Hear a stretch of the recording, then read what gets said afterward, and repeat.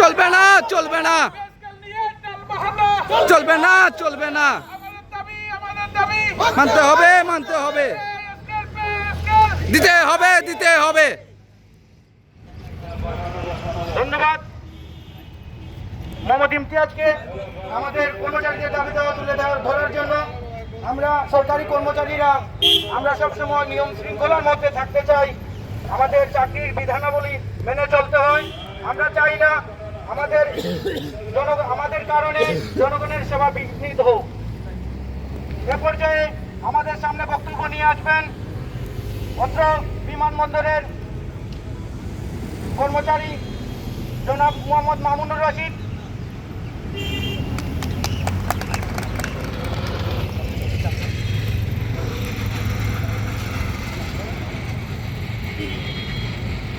আসসালামু আলাইকুম।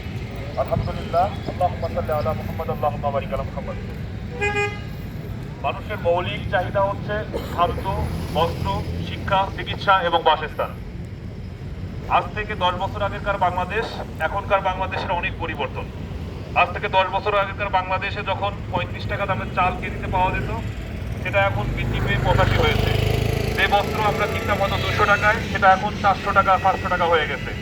যে শিক্ষার ব্যয় ছিল 5,000, সেটা এখন বেড়ে হয়তো 10,000 হয়ে গেছে। যে বাসস্থান বা বাসা ভাড়া হয়তো বা ছিল 4,000 8,000 টাকা, সেটা এখন 16,000 হয়ে গেছে। কিন্তু আমাদের বেশটা আসলে বাস্তবায়ন হয়নি। দেশে অনেক কিছুই হচ্ছে।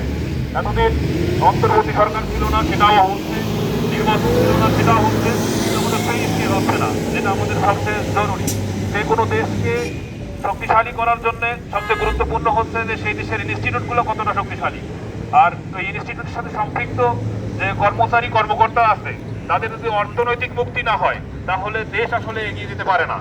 তো সার্বিকভাবে দেশের সার্বিক উন্নয়নের জন্য, দেশকে সমৃদ্ধশালী করার জন্য এবং দেশের সর্বস্তরের মানুষের সুখ সমৃদ্ধির জন্য আমাদের নবম পে স্কেল অত্যন্ত প্রয়োজনীয়। আমরা আমাদের এই 71টা সমাবেশের মাধ্যমে আমরা আমাদের বর্তমান গভর্নমেন্টের কাছে বিনীত আহ্বান জানাবো যে আমাদের এই নবম পে স্কেলের ন্যায্য দাবি তারা গ্রহণ করুক, আমাদের মেনে নিক এবং যথাসময়ে ঠিক নির্বাচনের আগেই যেন আমরা পে স্কেল পেয়ে যাই। আমাদের দাবি, আমাদের দাবি মানতে হবে, মানতে হবে, পে স্কেল দিতে হবে, দিতে হবে, আমাদের দাবি, আমাদের দাবি মানতে হবে, মানতে হবে, পে স্কেল দিতে হবে, দিতে হবে। ধন্যবাদ সবাইকে।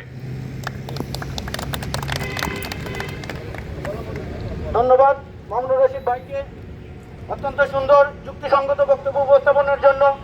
এ পর্যায়ে আমাদের কর্মচারীদের পক্ষে বক্তব্য নিয়ে আসবেন উসমানী আন্তর্জাতিক বিমানবন্দরের এএফও জনাব মাহবুব হাসান।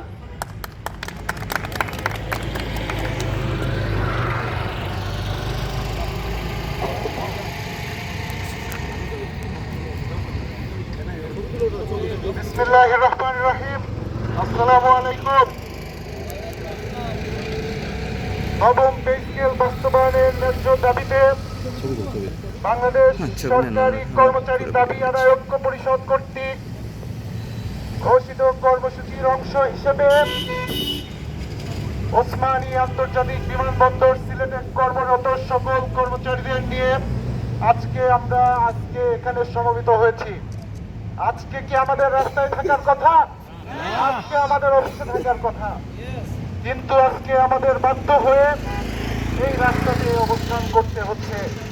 আপনারা জানেন, সর্বশেষ 2015 সালে যখন পে স্কেল বাস্তবায়ন করা হয়, তারপর থেকে এখন পর্যন্ত কোনো পে স্কেল বাস্তবায়ন করা হয় নাই।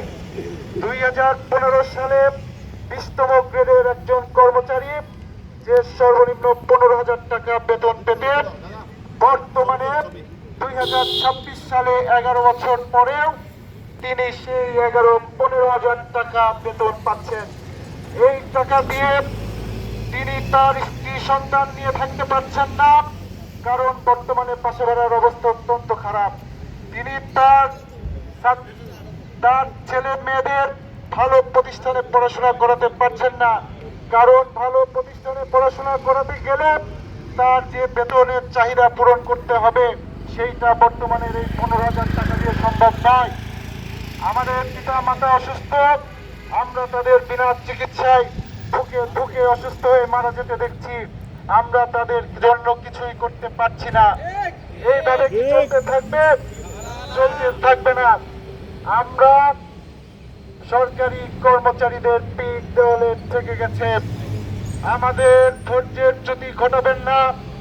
বর্তমান অন্তর্বর্তী সরকারের মাননীয় প্রধান উপদেষ্টাকে বলি, আমাদের দুঃখ দুর্দশার কথা চিন্তা করে আমরা ভেবেছিলাম আপনারা পে কমিশন গঠন করেছিলেন, কিন্তু বাস্তবে যেটা হয়েছে আপনারা বলছেন এইটি নাকি আমাদের আন্দোলন দমানোর জন্য মাত্র। এই রকম তামাশা আমাদের সঙ্গে করবেন, এই রকম তামাশা করতে দেওয়া হবে না। আমাদের ধৈর্যের বাঁধ ভাঙবেন না। আমরা যদি পেন ডাউন থেকে শুরু করে সর্বাত্মক অবরোধের মতো যে কোনো কর্মসূচিতে চলে যাই, এতে আমাদের দেশ, রাষ্ট্র এবং আমরা প্রত্যেকে ক্ষতিগ্রস্ত হব। আমরা চাই মাননীয় প্রধান উপদেষ্টা সহ বর্তমান সরকারে, অন্তর্বর্তী সরকারে যারা আছেন তারা আমাদের ন্যায্য দাবিগুলো দেখবেন এবং এইটার সঙ্গে সহমত প্রকাশ করে দ্রুত বাস্তবায়নের উদ্যোগ নেবেন। ধন্যবাদ সবাইকে। ধন্যবাদ মাহবুব হাসান ভাইকে অত্যন্ত সুন্দর যুক্তিসঙ্গত দাবি তুলে ধরার জন্য। এ পর্যায়ে আমাদের সামনে বক্তব্য নিয়ে আসবেন বাংলাদেশ বেসামরিক বিমান চলাচল কর্তৃপক্ষের নিয়ন্ত্রণাধীন উসমানী আন্তর্জাতিক বিমানবন্দরের সহকারী সমন্বয় কর্মকর্তা জনাব মোহাম্মদ শাহজাহান কবির।